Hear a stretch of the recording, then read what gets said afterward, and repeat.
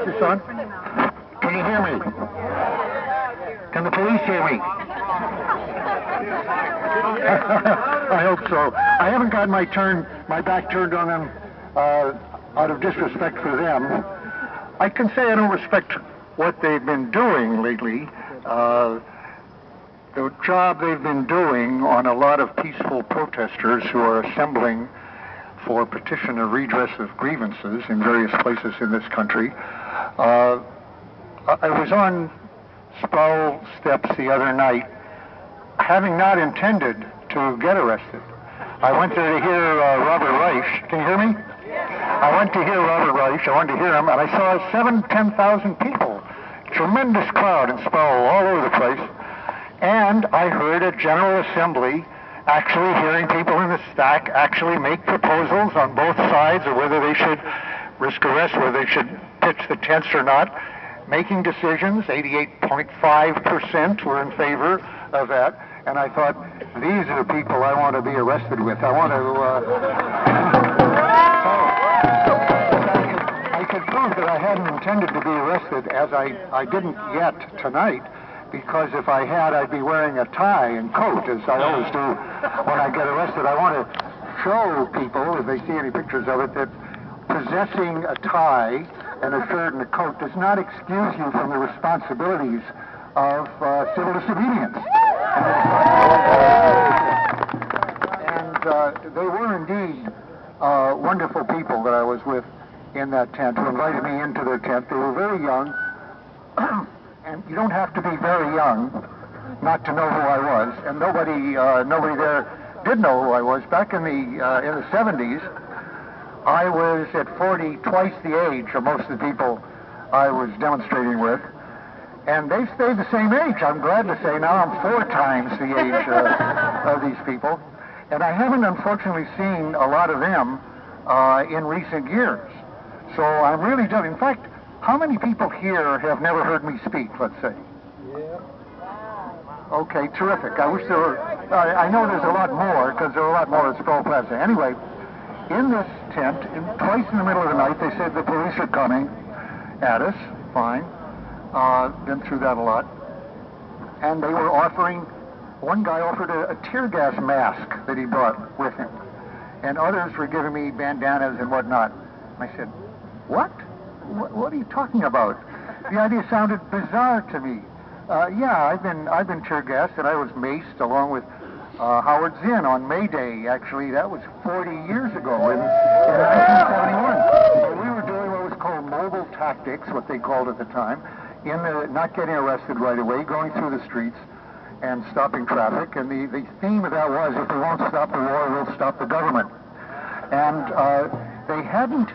we didn't stop the government, actually, although later in that afternoon, the police arrested 13,000 people in one afternoon. They put them in RFK, Bobby Kennedy Stadium, most of whom had, of course, not been in this protest at all. They just swept through Georgetown, arresting everybody where the college students were, including a lot of sons and daughters of Congress people, which didn't go over very well. In fact, they even got some money back many years later for all these false arrests. But a number of us in this affinity group, Noam Chomsky and I and others, had actually left town because we'd been beaten over the head, we'd been maced, we'd been tear gassed, but they weren't arresting anybody in the morning. They were just clearing the streets. Okay, they were clearing the streets. That's what their job was. And then Howard got arrested that afternoon when they were arresting people in Georgetown. He stayed, and he asked a policeman, why are you arresting this person who's just standing on the sidewalk? So he was arrested, of course. And 2 days, so as I say, for that, there's a lot of tear gas. You could understand tear gas. And come right up to the present, I was thinking, okay, we're sitting here. We are nonviolent. We are protesting. If they want to arrest, they can arrest. I personally have never even gone limp because I have a bad back, and I always figure I'm not, the police are human, they're younger than I am, but I don't want to strain their back, actually. I just get up and I walk with them. Other people go limp, but they're generally lighter than I am, actually, the ones who do that, and younger. So here we were talking about tear gas because these people had all been tear gassed the previous week. And frankly, I turned on the mask. I thought, this is bizarre. This is America. You know, what are we talking about, tear gas or pepper gas?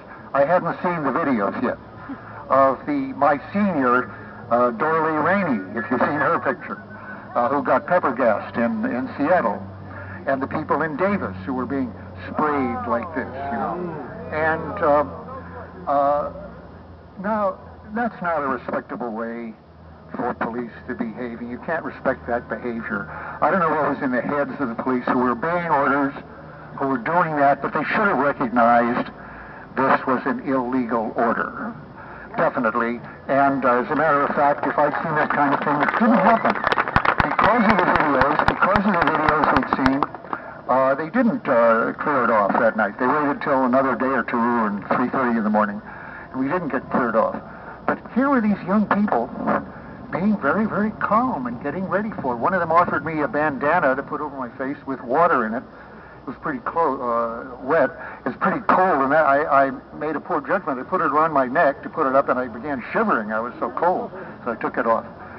But as I say, 40 years had gone by since I experienced that, and before that, I was in Vietnam, where they were using tear gas and pepper gas and stuff like that in tunnels to root out the Viet Cong, and it was illegal then too.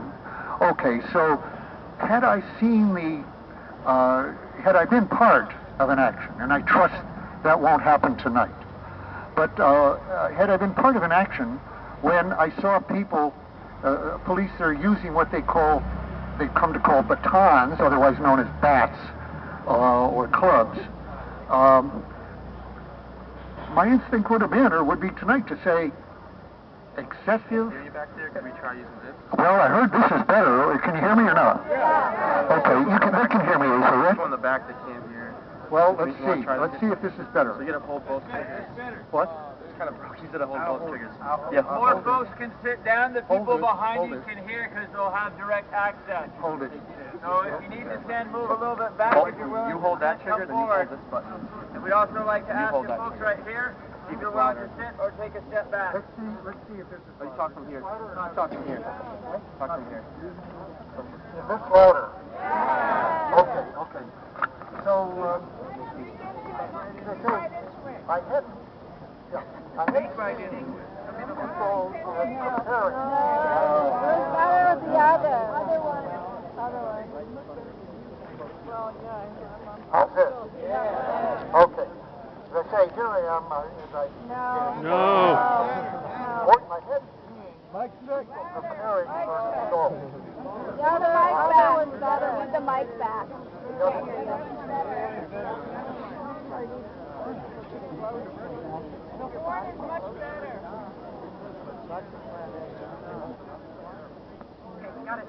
Is this on? Yeah. Yay, okay.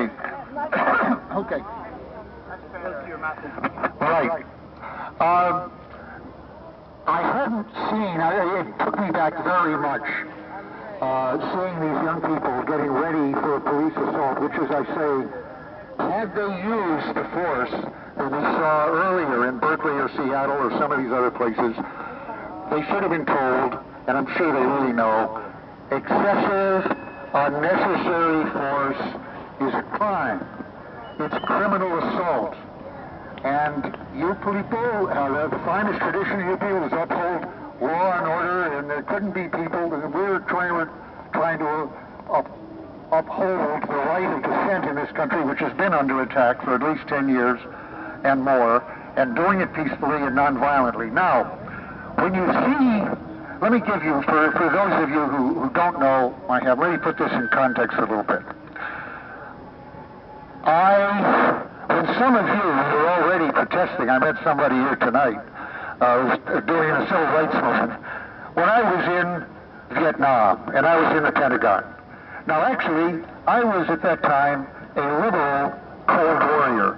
I totally sympathized with the people who were doing the freedom rides, and my instinct would have been to be with them, except I thought I was protecting national security by being in the Pentagon at that point. I was very deluded. And I was under the impression, for example, that the Soviets were facing us with the possibility of a surprise attack that would wipe us out. This at a time when it turned out later that the Soviets had 4 ICBMs in 1961, a time when we had hundreds and 2,000 bombers threatening them.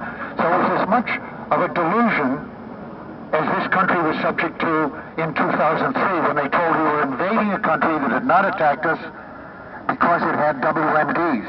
They had 4 less WMDs than had happened years earlier when I was in the Pentagon. Anyway, I went to Vietnam. Hello? Back up to the mic a little bit away. I'm popping too much? Yeah. Okay, well, thanks. I appreciate not having to do the mic check thing anyway, because I want to talk a little more. Okay, so I go to Vietnam, and within months that I'm there, I realize what virtually all of the 3 million people who went to Vietnam, mostly men in those days, realized within 6 months or a year after we were there.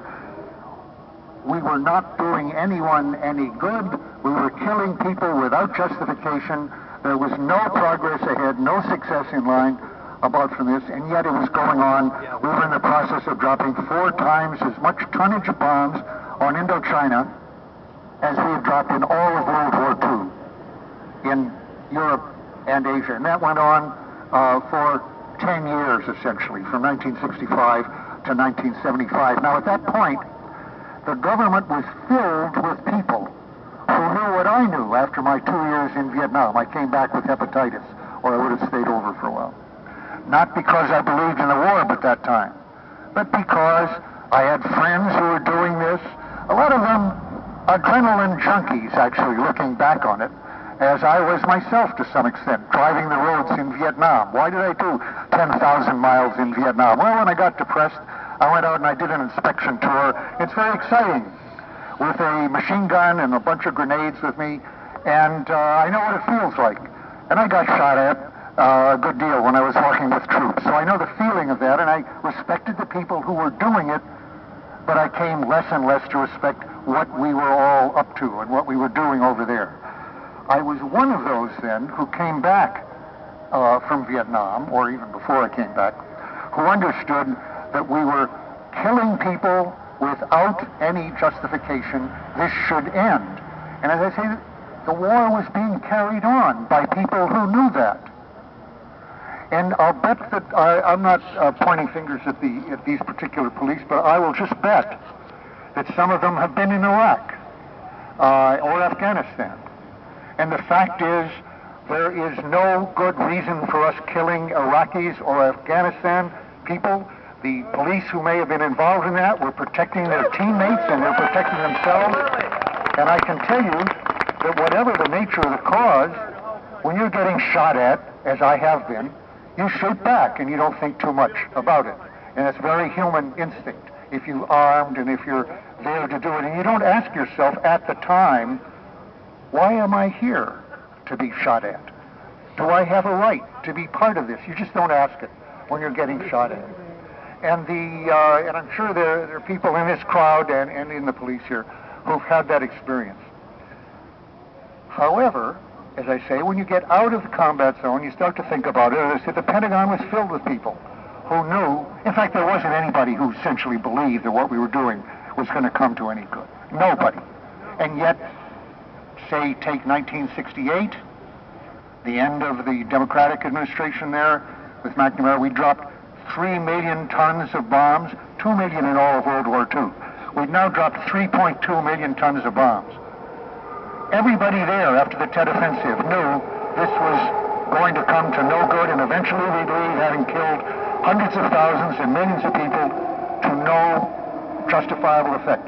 The war had, at that point, 7 years to go. Under Nixon, we dropped 4.5 million tons of bombs, 2 more World War IIs, and they were dropped by people who knew perfectly well that they were not serving the security of this country or the interests of this country or anybody in the world by doing it. But they were following orders. They were not subjecting themselves to ostracism by their teammates, not letting it down. And they came back, and they were quiet in this country, those who came back and weren't killed. Okay.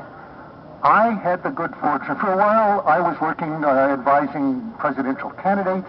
At that point, I had been in Vietnam, and FSR 1, Foreign Service Reserve 1, that's the highest civil service rating.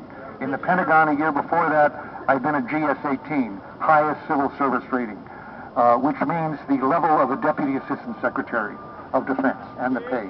So when I came back, I had access to these people, and I talked to practically all of the presidential candidate teams when I came back.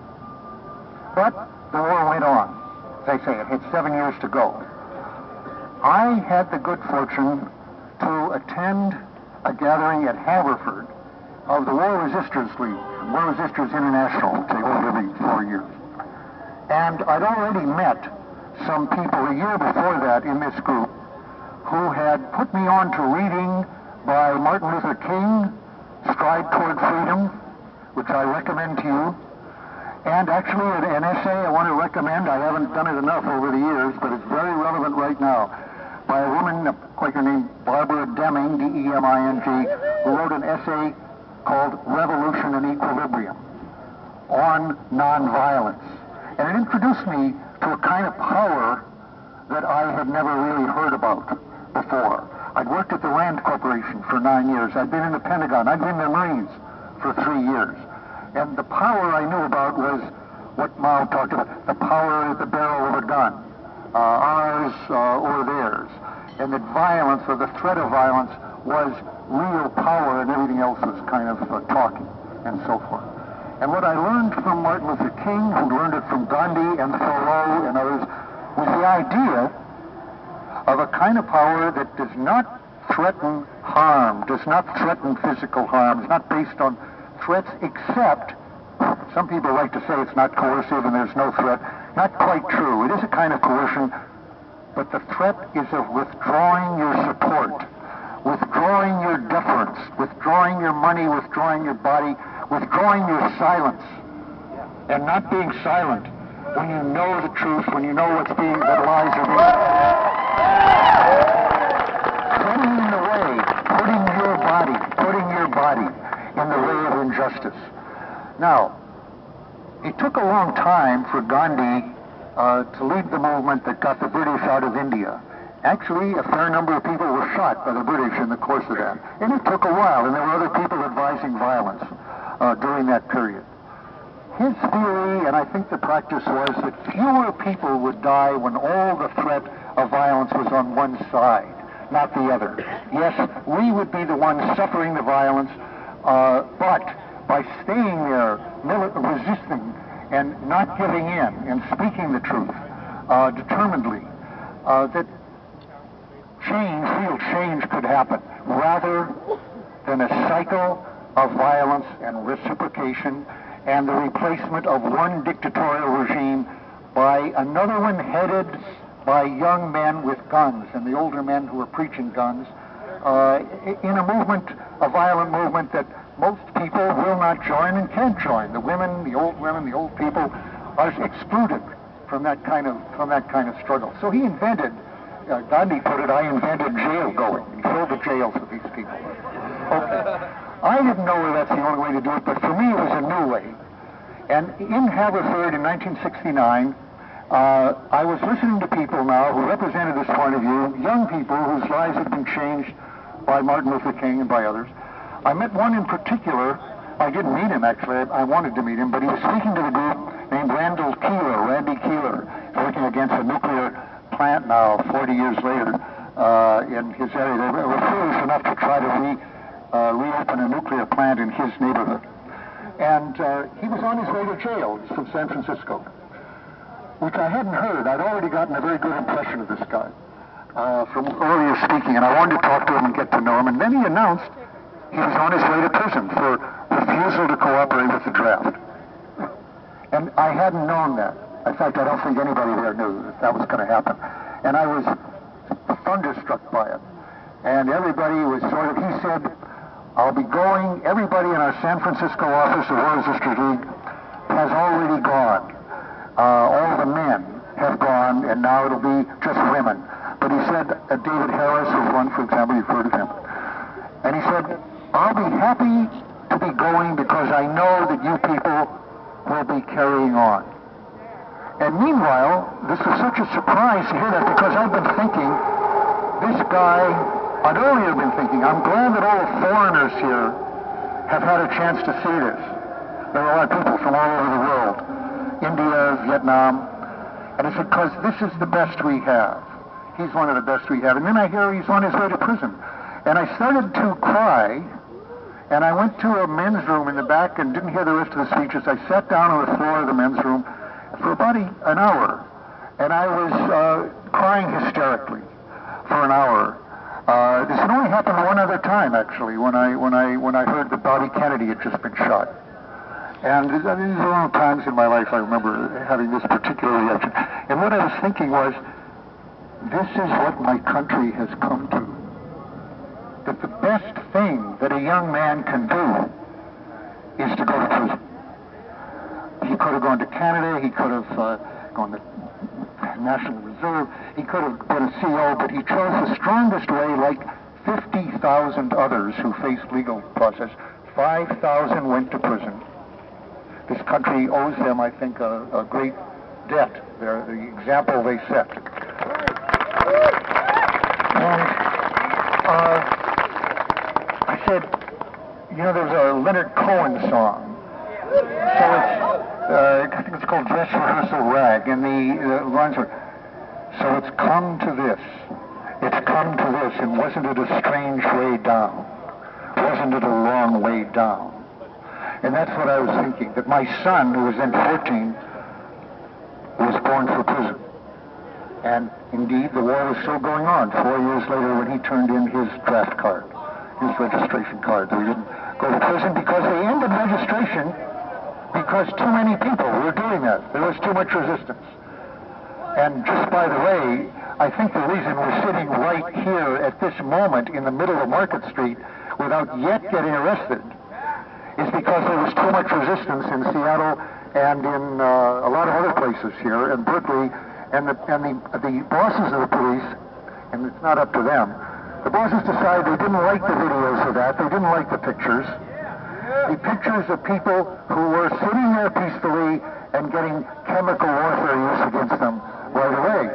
Now, if they had been throwing bricks and bottles and whatnot, the police really do know how to handle that. And they do it with the total support of the community. The community says, we don't want that. These people have got to be kept in line, and the repression can be carried forth.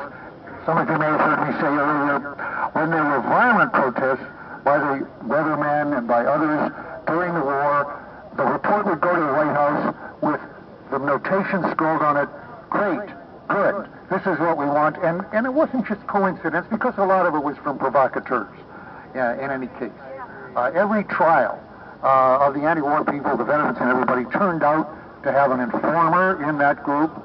And but above all, the provocateurs who were saying, "Gee, I can get you some dynamite, you know, if you want it," that sort of thing. Or let's fight back. Let's defend ourselves. That sounds very, very plausible.